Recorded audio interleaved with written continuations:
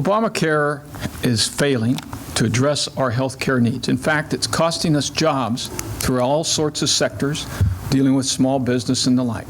The President promised that we would be able to keep our doctor, and that promise has proven to be untrue. The President promised that the price of health care would go down. That has turned out to not be true. And while there are a couple things within the 3,000 pages of the Affordable Care Act that have merit, the vast majority of the bill is not consistent with the needs of this country. What we need to do is make sure that people can have coverage for pre-existing conditions, that we allow them to shop across state lines to get the best deal, that we allow them to pick their own doctor. The problem is that Obamacare is killing jobs. And if you don't have a job, you can't afford to pay for the health insurance that you so desperately need. I'm in favor of repealing it and replacing it with something that works, that doesn't kill jobs. The other thing that really concerns me about Obamacare is that the legislation strips $716 billion from Medicare, which is a safety net that our seniors have come to rely upon. That's bad policy. It's simply bad policy. If I were a senior and my representative were proposing that and defending that, I'd be seriously concerned about whether they really were worried about my interests.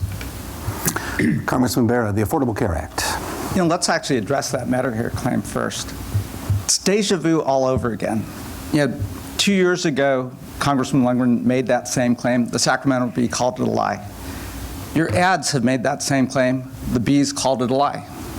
Congressman, how many times does someone have to call something a lie until you stop telling it? Now, I look at the Affordable Care Act from the perspective of a doctor. And as a doctor, I've taken care of far too many patients who may have lost their job and they show up. I volunteered in our free clinics for the last 19 years. And they may show up, maybe they found a breast mass.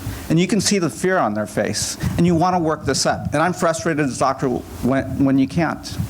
Now, the Affordable Care Act is not the solution that I would have come up with as a doctor and a healthcare expert, but it is now the law, so let's take this law, let's fix it, and let's make it better. Let's address the cost of care. That's why I've worked across the aisle to come up with no-nonsense solutions, working with Republicans, like the Small Business and Family Relief Act that helps lower the cost of care to the average Sacramento County family.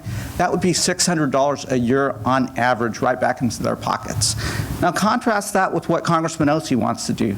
He wants to take us back to a time when health insurance companies were in charge, when women could be charged more than men, where if you had a pre-existing illness, you could be denied coverage. That's not progress. That's taking us backwards. Let's fix this, let's make it better, and let's move forward. Mr. Ossie, your opportunity to respond. Congressman Bera has subscribed to the Washington, D.C. talking points that Nancy Pelosi has given him, and he just shared them with you. The Affordable Care Act strips $716 billion from Medicare funding going forward. That's not my number.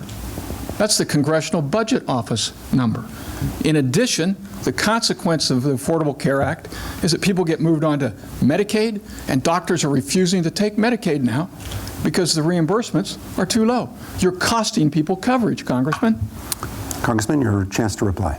Well, again, that's blatantly false. We'll leave it up to the Bee. We'll leave it up to KCRA, which actually looked at that ad earlier this week and said that was a false statement. But again, if you want to keep repeating that lie, you can go ahead and do it.